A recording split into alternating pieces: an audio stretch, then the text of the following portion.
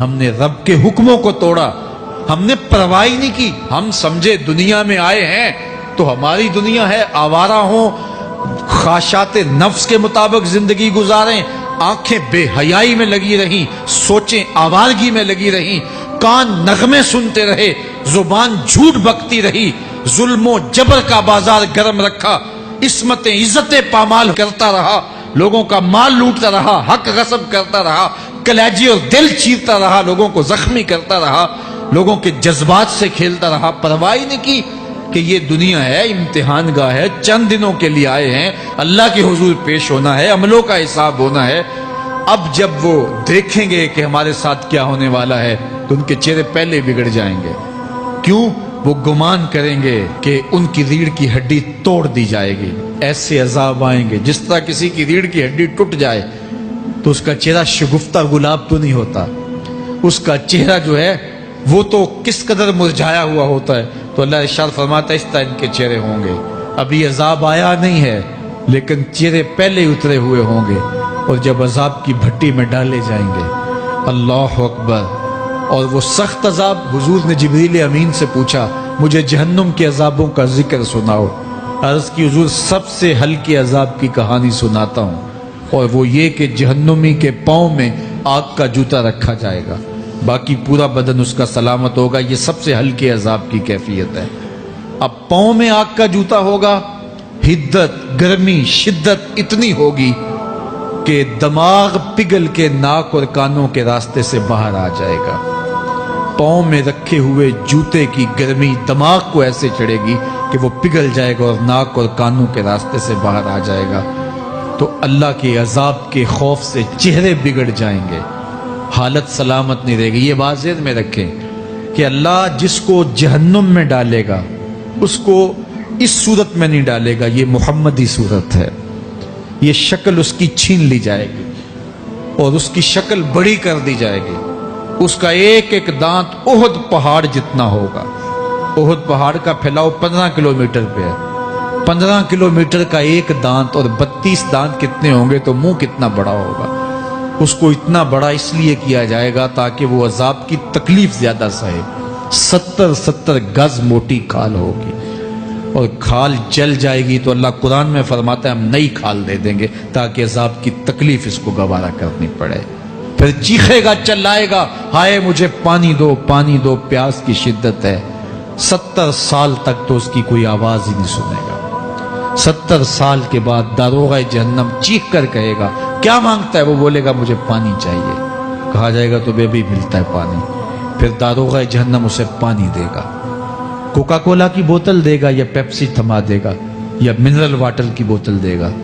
نہیں، قرآن بتاتا ہے اسے مائے حمیم دیا جائے گا، کھولتا ہوا پانی، اور وہ اتنا گرم ہوگا جب پینے کے لیے چہرے کے قریب کرے گا اس سے اٹھتی ہوئی بھاپ کی وجہ سے چہرے کی کھال ادھڑ کے اس کے اندر گر پڑے گی، لیکن اس کے باوجود اس کو پینا پڑے گا۔ اللہ فرماتا ہے یہ دنیا ہی سب کچھ نہیں ہے، سمجھ لیا یہی سب کچھ ہے، آخرت کو بھول گئے، صبح اٹھے کام پہ چلے گئے، شام آئے آوارگی میں چلے گئے، صدائیں آتی رہی حی علی الصلاۃ حی علی الفلاح، کوئی پرواہ نہیں کی، نہ پیشانیوں نے سجدے کیے، نہ سوچوں میں پاکیزگی آئی، زندگی یوں گزار کے چلے گئے۔ ایسے نہیں، کہا ایک وہ ہوں گے جن کے چہرے شگفتہ گلاب ہوں گے، ایک وہ ہوں گے جن کے چہرے بگڑے ہوئے ہوں گے۔ اللہ اکبر، کلا اذا بلغت التراقی، یہ تو قیامت کا منظر ہے نا، قیامت سے قبل بھی ایک منظر ہے، اللہ اس منظر کو بھی بیان کر رہا ہے، کلا اذا بلغت التراقی، ہاں جب جان گلے کو پہنچ جائے گی۔ اے انسان تیرے اوپر وہ گھڑی بھی آنے والی ہے، وہ وقت بھی آنے والا ہے جب سانس اس ہنسلی میں اٹک جائے گا، جب سینے سے بھی سانس اوپر چلی گئی، اب ڈاکٹر بھی لا علاج قرار دے رہے ہیں کہ اب علاج نہیں رہا ہے، جان بس اب نکلنا چاہ رہی ہے، اور کہا جائے گا کوئی جھاڑ پھونک والا بلاؤ۔ اب ڈاکٹروں نے تو جواب دے دیا، اب سانس اٹک گئی گلے میں، چند لمحوں کی مہمان ہے، اب ڈاکٹروں نے کہا اب ہماری جانب سے لا علاج ہو گیا، اب لے جاؤ اس کو گھر یا وینٹیلیٹر پہ ڈال دیتے ہیں اس کو، بس اب ہماری جانب سے کوئی اس کا علاج نہیں ہے۔ اب گھر والے روتے ہیں، کہتے ہیں کوئی جھاڑ پھونک والا لاؤ، کوئی دم والا لاؤ، شاید وہ کوئی دم کرے تو اس کی جان میں جان آ جائے۔ ڈاکٹروں نے تو لا علاج قرار دے دیا۔ وَظَنَّ عَنَّهُ الْفِرَاقُ، اللہ فرماتا ہے یہ تو جھاڑ پھونک والے کو ڈھونڈ رہے ہیں، لیکن جس کی سانس یہاں اٹکی ہے وہ سمجھ گیا ہے اب موت آ گئی ہے، اس کو یقین ہو گیا ہے کہ اب موت کے لمحے آ گئے ہیں، اب میں بچ نہیں پاؤں گا، اب آنکھیں تاڑے لگی ہوئی ہیں۔ وَالْتَفَّتِ السَّاقُ بِالسَّاقِ، پنڈلی پہ پنڈلی چڑھ رہی ہے۔ جب موت آ جاتی ہے تو پھر پنڈلی سے پنڈلی لپٹ جاتی ہے، اس کو پھر جدا کرتے ہیں اور جدا کر کے دونوں انگوٹھے باندھ دیتے ہیں تاکہ پنڈلی کے اوپر پنڈلی نہ چڑھے۔ اللہ وہ منظر بیان کرتا ہے، صاحب یہ وقت آنے والا ہے جب دونوں انگوٹھے باندھ دیے جائیں گے، جب ناک میں روئی ٹھونس دی جائے گی، جب چٹے لباس میں کفن دیا جائے گا، جب غسال کے سامنے بے بس پڑے ہوں گے، وہ چاہے یہ بازو اٹھائے چاہے یہ بازو اٹھائے، گرم پانی ڈالے یا سرد پانی ڈالے، جب بس پڑے ہوئے ہوں گے جو ہے وہ غسل دینے والوں کے، اور ناک میں روئی ہوگی اور دونوں انگوٹھے آپس میں بندھے ہوں گے۔ یہ محل، یہ ماڑی، یہ کوٹھیاں، یہ بنگلے جس کو سویر شام لگ کے حلال حرام کی تمیز کیے بغیر بنایا تھا، غوث اعظم رضی اللہ تعالیٰ عنہ بولے مکان بنا رہا ہے، بسیں گے اور حساب تو جا کے دے گا، اور یہ تو ایک رات بھی تجھے اس گھر کے اندر نہیں رکھیں گے کہ چلو ایک رات مہمان رکھ لیں۔ کہتے ہیں نہیں نہیں، مہمانوں نے بھی جانا ہے تو جلدی کرو، اس کو سپرد کراؤ، وہ تو تیرا لباس بھی پھاڑ کے اتاریں گے، خود غسل دینے کے لیے تیار بھی نہیں ہے، تجھ سے خوف آنے لگا ہے۔ جاندی واری ڈرونا بنے ہوتے، ہاتھ نہ لاندے ڈر دے، جنہ لئی تو پاپ کمائے اج کتھے نہیں تیرے کر دے۔ آج تو وہ تیرے ساتھ تجھے غسل دینے کے لیے آمادہ نہیں ہے۔ وَالْتَفَّتِ السَّاقُ بِالسَّاقِ، جب پنڈلی پہ پنڈلی چڑھنے لگ جائے گی، إِلَىٰ رَبِّكَ يَوْمَئِذٍ الْمَسَاقُ، اس دن تیرے رب کی طرف ہی لوٹ کے جانا ہے۔ فَلَا صَدَّقَ وَلَا صَلَّىٰ، اس نے نہ تو سچ مانا اور نہ نماز پڑھی، وَلَٰكِنْ كَذَّبَ وَتَوَلَّىٰ، ہاں جھٹلایا اور منہ پھیر کے چل پڑا۔ ثُمَّ ذَهَبَ إِلَىٰ أَهْلِهِ يَتَمَطَّىٰ، پھر اپنے گھر کو اکڑتا ہوا چلا۔ اولا لک فاولا ثم اولا لک فاولا، تیری خرابی آ پہنچی، ہاں تیری خرابی آ پہنچی۔ ایحسب الانسان ان یترک سدی، انسان دنیا میں یہ گمان کرتا ہے اس کو سدا چھوڑ دیا جائے گا۔ سدا عربی میں ایسے اونٹ کو کہتے ہیں جس کی مہار کسی کے ہاتھ میں نہ ہو، شترے بے مہار، جہاں مرضی جس گھاٹ سے چاہے پانی پیے، جہاں سے مرضی چارہ لے، تو شترے بے مہار کو کہتے ہیں سدا۔ تو یہ انسان بھی گمان کرتا ہے کہ میں بھی سدا ہوں، مجھے کوئی کیوں پوچھے، میرے جذبات پہ کوئی کیوں قدغن لگائے، مجھے کیوں روکے کوئی۔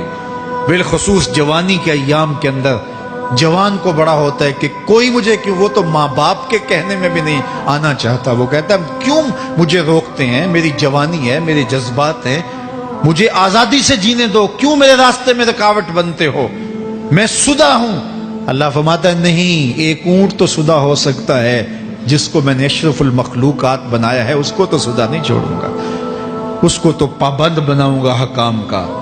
اب وہ کہتا ہے کہ نہیں نہیں، یہ کیسے دوبارہ اٹھائے جائیں گے؟ اب دوبارہ وہی بات پھر آ گئی، الم یک نطفۃ من منی یمنا، اللہ فرماتا ہے ایک بوند تھی نا، پانی کا ایک قطرہ تھا جو رحم مادر میں رکھا گیا، ثم کان علقہ، پھر وہ پانی کا قطرہ لوتھڑا بنا، فخلق فسوی، پھر اللہ نے اسے پیدا فرمایا اور پھر ٹھیک ہموار کیا، فجعل منہ الزوجین الذکر والانثی، پھر اس سے وہ جوڑ بنائے، کوئی مرد بنایا کوئی عورت بنائی۔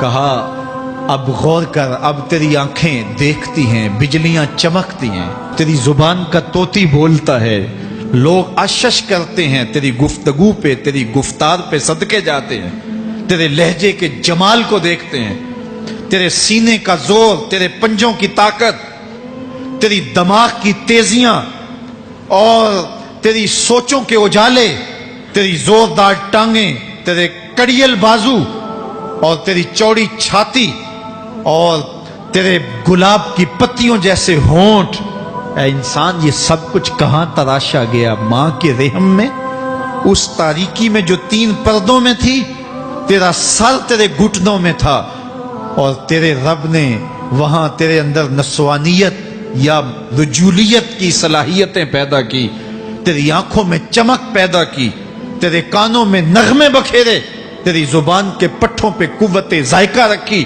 تجھے بولنے کی صلاحیت دی، تیرے پنجوں میں زور رکھا۔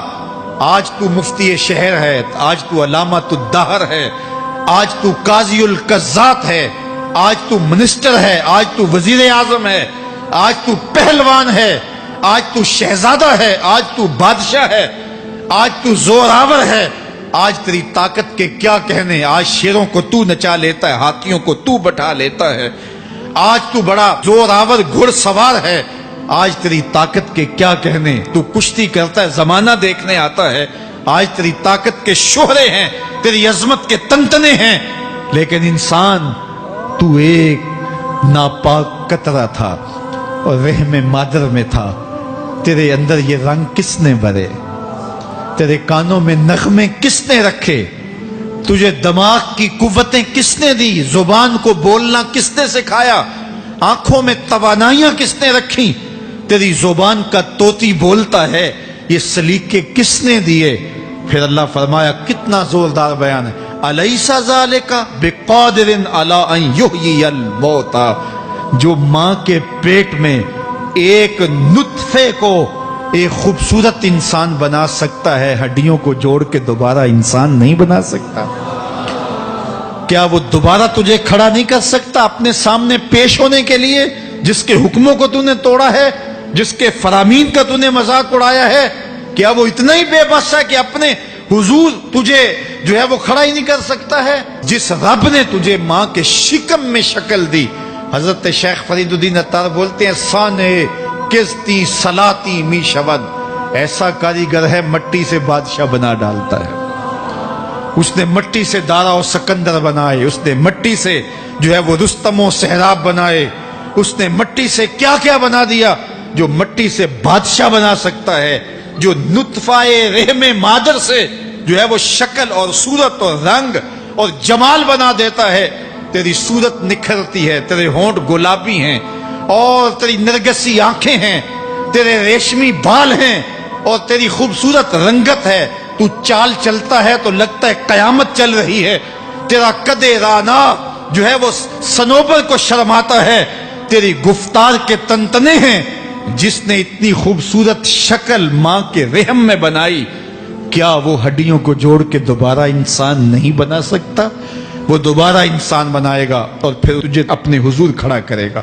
اور ایک حدیث میں آتا ہے، اللہ بندے کو اپنے حضور کھڑا کرنے کے بعد اپنے سامنے سے ہٹنے نہیں دے گا جب تک 5 سوال نہیں پوچھ لے گا۔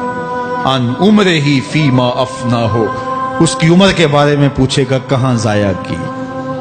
میں نے تجھے زندگی دی، 60 سال 70 سال 40 سال 50 سال، اس زندگی کو کہاں گزار کے آیا ہے؟